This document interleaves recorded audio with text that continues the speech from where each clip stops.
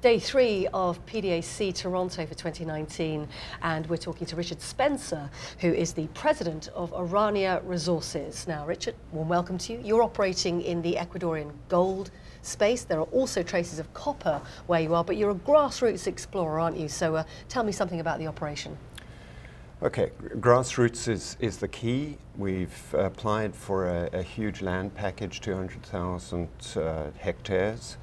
And it's an absolute grassroots play. We're looking for gold and copper there. And I think we need to put that grassroots in context, because a lot of times people get a little bit worried about the fact that that's going to be a long time before there's anything that comes to fruition. But Keith Barron, the chairman and CEO of the company, and I were working for separate companies in the adjacent part of this belt previously. And Keith found something like 15 million ounces of gold, one of the biggest gold discoveries there's been from a grassroots program in that area. And our exploration group, the one that I was involved with, found 24 billion pounds of copper. So we've done this grassroots thing before, and this is just an extension of the same belt. So the people that know our histories were quite quickly on board in Aurania Resources. So what are you expecting to find there? What do you suspect is there, and what kind of data have you collected so far? One of the things that's sort of unique about this company is that Keith did a whole lot of historic work, and 2 of the 7 lost cities that were gold producing, well, they were gold mines really back in the Spanish colonial times, we believe are on our concession area. So that's one thing that we're going to be looking for, and we've got to be a little bit delicate about it. But you know, I'm an exploration geologist, as is Keith. So we're just doing standard exploration the way anyone would, but these 2 potential gems are sitting there to be discovered. But we're looking for epithermal gold-silver, which is the same kind of deposit that Keith found previously in the contiguous belt, and the porphyry coppers. The copper is looking quite interesting because we're starting to see more copper than we ever imagined that we would.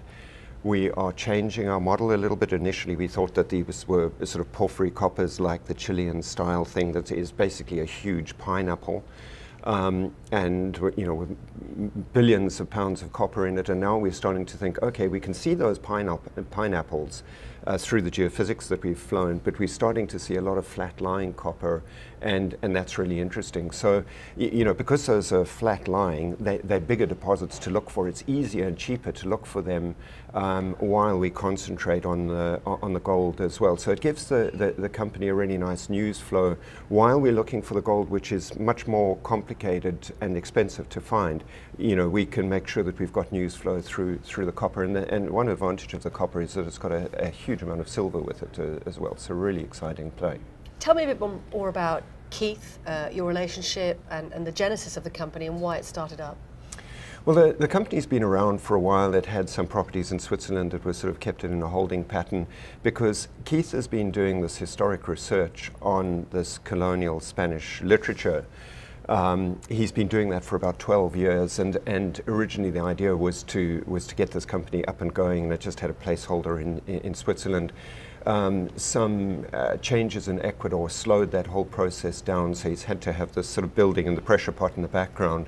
And as soon as things changed in Ecuador, he was in and was able to take up this really big contiguous land Which position. nicely brings me on to my next question about working with the Ecuadorian government and the authorities. You say things have changed in the country. What's changed, and what are those working relationships like? A lot is changing. The Ecuadorians they went through a phase where no exploration grants were allowed. You couldn't take up any exploration land, which actually worked perfectly in Keith's favor, because it allowed him to carry on looking in the Vatican and getting all these hundreds of documents, incredible maps. From the Vatican? Well, and other places as well. I mean, these original manuscripts, there's one that he picked up, and I don't remember the name of it. But, you know, of course, it's a handwritten thing this size, and there is one on the planet with maps in it and all that. I mean, just incredible stuff. That's a whole story on its own. But then the Ecuadorians got all organized and opened up the country for exploration. Keith went in literally overnight to stake this ground position. And, you know, since then there's been a change of government, and the current president hasn't been particularly outspoken about mining. He's not that kind of guy. He's a very pragmatic individual, very inclusive. But you know, the fundamental thing that's happened is that there are 5 young ministers in their sort of early 40s, all economists. None of them are politicians, and these guys have been given the task of turning the Ecuadorian economy around. And there's a really interesting situation going on at the moment, because the Ecuadorians, like a lot of South American countries, are having to borrow money from the Chinese. And nothing, you know, that money is available. Money is not really available from the West too much, and it's expensive. But you know, the Chinese have shown that in some circumstances, if the country can't pay back that loan, they will take ports, they will take possession of things. And the Ecuadorians have switched on to that and said, well, we're getting close to that sort of tipping point where we can't come back. And you know, the Chinese might come in and take these sort of components, these assets. But getting back to Ecuador itself, obviously there's a keen appetite in the country politically for that change with those young ministers who are focused on economics. But what about that translating into ease of use for your exploration and indeed infrastructure? Okay, if I can just finish that. So there's this huge drive in Ecuador to get the economy turned.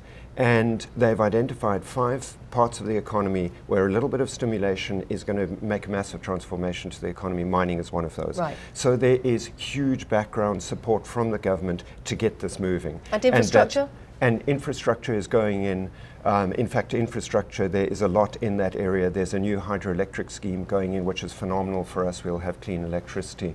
But you know, the key thing is that the government is absolutely economic focused. So anything that brings in money, as long as it's done responsibly, they're absolutely behind. And you know, that puts mining at the forefront. And that's our next area of discussion, bringing in money responsibly, those ethical contracts, and of course jobs, and giving back to communities, which you say Aurania is passionate about. We absolutely are. I mean, we're working in an indigenous area. These are people that have been largely left behind. They were used as slave labor by the Spanish. And you know, there's been almost zero development of those communities over the last 400 years. The population has grown. Their sort of way of life is not sustainable anymore. And so our first step in our exploration is to go and ask for permission. Although we have a right given by the government to go in, we go to each community. We're dealing with 52 communities. We go into each community and ask their permission to go in. And you're staking out farmers' fields? We absolutely are. And you know, the community is working with us. You know, we started off with the guys. It's pretty tough work. And then the women came along and they said, well, this is not fair. We want to be involved. And we said, okay, under these conditions. And so we've got these mixed groups, just phenomenal. And you know, water quality, although they're living in part of the Amazon, water quality, the basic human right, is absolutely non-existent. There's no sewage effectively. Everything, all the water is contaminated, and you know, that's the first thing that we're working with the government at solving, and nutrition and education and medical and all that. But you know, the exciting thing is that we're working with foundations and actually the Ecuadorian government that doesn't have access into that area. It's a symbiotic relationship, because we have the access, they have the money, they have the programs that all sort out and financed and everything, and we're just sort of creating that bridge of communication. So you know, it works really well for everyone. Richard, you've painted a wonderful picture, a very full picture of what the setup is for Aurania Resources in Ecuador. Let's get back to the business case, if we may. What is your growth strategy? What are your aims? And what sort of news flows can investors expect to see over the next 12 to 24 months from you? We're going to have a huge amount of news flow. You know, we've been pretty proactive in terms of getting our own internal videos out there. We will have news flow every 3 weeks, I would think, for the rest of the year. But the strategy really is, we've just implemented a program of scout drilling, which means that we go in, we take one target at a time, and we drill a handful of holes in it, just to ensure to ourselves that it's real, and to our investors, obviously. And the strategy comes out of that scout drilling, because the idea, we've got 16 targets at the moment, and the idea is to move that little man-portable rig from one target to the next, irrespective of what the results are. And that strategy is to identify which targets fall into our sweet spot, where a company like us can finance, and our shareholders are happy to put in money to finance that, and which ones might be too big for us, that might be better in the hands of a major. And Ecuador is full of majors that are hungry for deposits, they're hungry for new finds, and particularly on the copper side. And will you be looking for money, or are you well funded? No, we've just done a rights offering, it's closing very shortly. But yeah, we're accelerating the program, which means more money is needed. So, but we'll be transparent with the market about what rate at which we're going and why we need the So cash. just lastly then, Richard, your message to investors is? I think our share structure, that's probably a boring answer, but 57% of the shares of the company are held by management and insiders.